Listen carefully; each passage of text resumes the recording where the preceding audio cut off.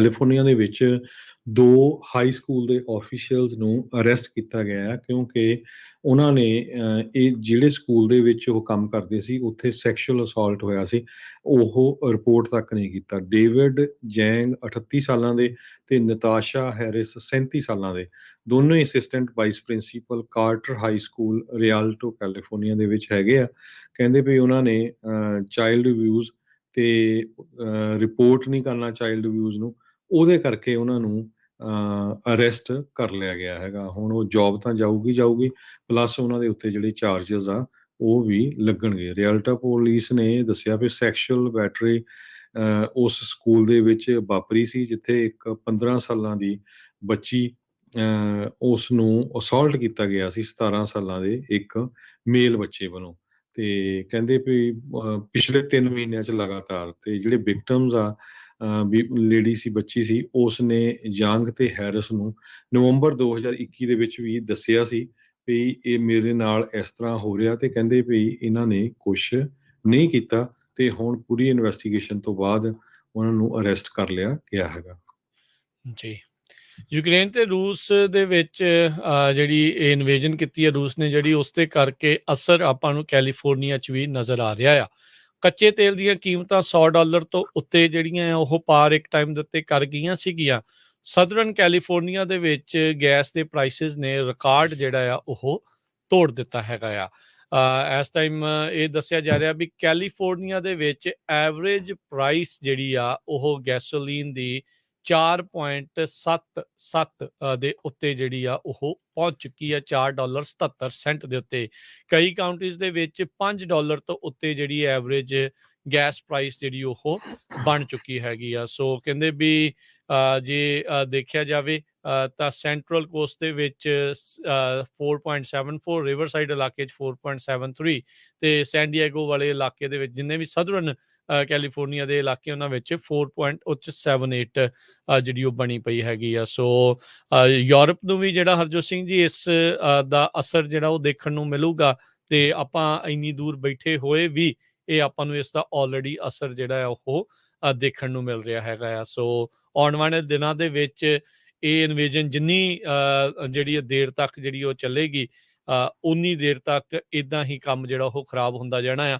Invasion ਰੁਕਣ ਤੋਂ ਬਾਅਦ ਦੇ ਵਿੱਚ ਵੀ ਆਪਾਂ ਨੂੰ ਅਰਦਾਸ ਇਹੀ ਕਰਦੇ ਵੀ ਜਲਦੀ ਇਹ ਕੰਮ ਜਿਹੜਾ ਉਹ ਨਿਪਟੇ, ਨਾ ਹੀ ਜਿਹੜਾ ਹੋਰ ਜਾਨਾਂ ਜਾਣ। ਪਰ ਆਪਾਂ ਨੂੰ ਪਤਾ ਵੀ ਇਸ ਟਾਈਮ ਪੁਤਿਨ ਜਿਹੜਾ ਉਹ ਮਜਿੱਦ ਹੈਗਾ ਆ। ਸੈਂਕਸ਼ਨਸ ਲੱਗਣ ਤੋਂ ਬਾਅਦ ਦੇ ਵਿੱਚ ਵੀ ਅਰਥਚਾਰੇ ਦੇ ਉੱਤੇ ਵੀ ਜਿਹੜਾ ਵੱਡਾ ਅਸਰ ਆ ਉਹ ਜ਼ਰੂਰ ਪਵੇਗਾ। ਜੀ, ਬੇ ਏਰੀਏ ਦੇ ਵਿੱਚ ਸੈਂਟਾ ਕਲਾਰਾ ਕਾਉਂਟੀ ਇਕੱਲੀ ਰਹਿੰਦੀ ਸੀ ਜਿੱਥੇ ਮਾਸਕ ਦੀ ਰਿਕੁਆਇਰਮੈਂਟ ਸੀਗੀ। ਇਨਸਾਈਡ ਜਦੋਂ ਵੀ ਤੁਸੀਂ ਕਿਸੇ ਬਿਜ਼ਨਸ ਜਾਂਦੇ ਆ ਤੇ ਤੁਹਾਨੂੰ ਮਾਸਕ ਪਾਉਣਾ ਪੈਣਾ ਆ। ਸੋ ਹੁਣ ਸੈਂਟਾ ਕਲਾਰਾ ਕਾਉਂਟੀ ਨੇ ਅੱਜ ਅਨਾਊਂਸ ਕੀਤਾ ਆ ਵੀ ਉਹ ਮਾਰਚ 2 ਨੂੰ COVID-19 ਇਨਡੋਰ ਮਾਸਕ ਮੈਂਡੇਟ ਉਸ ਨੂੰ ਉਹ ਉਠਾਉਣ ਜਾ ਰਹੇ ਹੈਗੇ ਆ ਜਿਹੜੇ ਲੋਕਾਂ ਨੇ ਵੈਕਸੀਨ ਲਵਾਇਆ ਆ। ਸੋ ਜੇ ਤੁਸੀਂ ਵੈਕਸੀਨੇਟਡ ਹੈਗੇ ਆ, ਸੈਂਟਾ ਕਲਾਰਾ ਕਾਉਂਟੀ 'ਚ ਰਹਿੰਦੇ ਆ, ਤੇ ਮਾਰਚ 2 ਤੋਂ ਬਾਅਦ ਤੁਹਾਨੂੰ ਮਾਸਕ ਪਾਉਣ ਦੀ ਜ਼ਰੂਰਤ ਨਹੀਂ ਰਹੂਗੀ। ਬਲਕਿ ਪਿਛਲੇ ਦਿਨਾਂ ਦੇ ਵਿੱਚ ਕੈਲੀਫੋਰਨੀਆ ਦੀਆਂ ਵੱਡੀ ਗਿਣਤੀ ਦੇ ਵਿੱਚ ਜਿਹੜੀਆਂ ਕਾਉਂਟੀਜ਼ ਆ ਉਹਨਾਂ ਨੇ ਮਾਸਕ ਪਾਉਣ ਤੋਂ ਜਿਹੜੀ ਕੰਡੀਸ਼ਨ ਸੀ ਉਸ ਨੂੰ ਰਿਮੂਵ ਕਰ ਦਿੱਤਾ ਸੀ। ਪਰ ਸੈਂਟਾ ਕਲਾਰਾ ਕਾਉਂਟੀ ਇੱਕ ਅਜਿਹੀ ਕਾਉਂਟੀ ਰਹਿੰਦੀ ਸੀ ਜਿੱਥੇ ਅਜੇ ਕੇਸਾਂ ਦੀ ਗਿਣਤੀ ਜ਼ਿਆਦਾ ਸੀ, ਜਿਹਦੇ ਕਰਕੇ ਉਹਨਾਂ ਨੇ ਸੈਂਟਾ ਕਲਾਰਾ ਕਾਉਂਟੀ ਨੂੰ ਮਾਸਕ ਰਿਕੁਆਇਰਮੈਂਟ ਦੇ ਵਿੱਚ ਰੱਖਿਆ ਸੀ। ਹੁਣ ਕਹਿੰਦੇ ਵੀ ਬਹੁਤ ਜ਼ਿਆਦਾ ਕੇਸ ਡ੍ਰੌਪ ਹੋ ਗਏ ਆ। ਸੋ ਇਸ ਕਰਕੇ ਜਿਹੜੀ ਸੈਂਟਾ ਕਲਾਰਾ ਕਾਉਂਟੀ ਆ ਉਹ ਮਾਸਕ ਦੀ ਰਿਕੁਆਇਰਮੈਂਟ ਮਾਰਚ 2 ਨੂੰ ਰਿਮੂਵ ਕਰਨ ਜਾ ਰਹੇ ਆ। ਜੀ ਬਿਲਕੁਲ। ਕੱਲ ਹੀ ਜਿਹੜਾ ਐਲਏ ਨੇ ਅਨਾਊਂਸ ਕੀਤਾ ਸੀਗਾ ਵੀ ਉਹ ਵੀ ਆਈ ਥਿੰਕ ਅਗਲੇ ਹਫਤੇ ਤੋਂ ਵੀ ਜਿਹੜਾ ਇਹ ਉਹ ਅਨਾਊਂਸਮੈਂਟ ਕਰ ਰਹੇ ਸੀਗੇ ਵੀ ਉਸ ਨੂੰ ਉਹ ਬੰਦ ਕਰਨ ਜਾ ਰਹੇ ਹੈਗੇ। ਅਗਲੀ ਗੱਲ ਕਰੀਏ ਐਲਏ ਦੇ ਨਾਲ ਸੰਬੰਧਿਤ ਆ। ਇੱਕ ਹੋਮਲੈਸ ਬੰਦੇ ਨੂੰ ਘਰ ਮੁਹੱਈਆ ਕਰਾਉਣ ਦੇ ਲਈ ਜਾਂ ਉਸਨੂੰ ਦੁਬਾਰਾ ਘਰ ਦੇ ਵਿੱਚ ਲੈ ਕੇ ਆਉਣ ਦੇ ਲਈ ਐਲਏ ਵਾਲੇ $8,37,000 ਜਿਹੜੇ ਆ ਇੱਕ ਹੋਮਲੈਸ ਪਰਸਨ ਦੇ ਉੱਤੇ ਖਰਚਾ ਕਰ ਰਹੇ ਆ। 2016 ਦੇ ਵਿੱਚ ਇੱਕ 1200 ਯੂਨਿਟਸ ਬਣਾਉਣ ਦੀ ਜਿਹੜੀ ਆ ਉਹ ਕਵਾਇਦ ਸ਼ੁਰੂ ਹੋਏਗੀ, ਜਿਸ ਨੂੰ ਵੋਟਰਸ ਨੇ ਅਪਰੂਵ ਕੀਤਾ ਸੀਗਾ। ਹੋਈ ਸੀਗੀ $1.2 ਬਿਲੀਅਨ ਦੀ ਜਿਹੜੀ ਉਹ ਲਾਗਤ ਇਸ ਦੇ ਉੱਤੇ ਲਾਉਣੀ ਸੀ। ਕਹਿੰਦੇ ਵੀ ਉਸੇ ਦੌਰਾਨ ਇਹ 6 ਸਾਲਾਂ ਦੇ ਵਿੱਚ ਹੋਮਲੈਸ ਪਾਪੂਲੇਸ਼ਨ ਤਾਂ ਆਲਰੇਡੀ ਬਹੁਤ ਜ਼ਿਆਦਾ ਸਪਾਈਕ ਕਰ ਗਈ ਆ, ਉਹ ਵੱਧ ਚੁੱਕੀ ਆ। ਸਿਟੀ ਦੇ ਦੁਆਰਾ ਕੀਤੇ ਗਏ ਇਸ ਆਡਿਟ ਦੇ ਵਿੱਚ ਇਹ ਪਤਾ ਲੱਗਾ ਆ ਵੀ ਇੱਕ ਹਾਊਸਿੰਗ ਯੂਨਿਟ ਦੇ ਲਈ $8,37,000 ਜਿਹੜਾ ਆ ਉਹ ਖਰਚਾ ਜਿਹੜਾ ਉਹ ਹੋ ਰਿਹਾ ਆ। ਇਹ ਅੰਡਰ ਡਿਵੈਲਪਮੈਂਟ ਹੈਗਾ ਆ।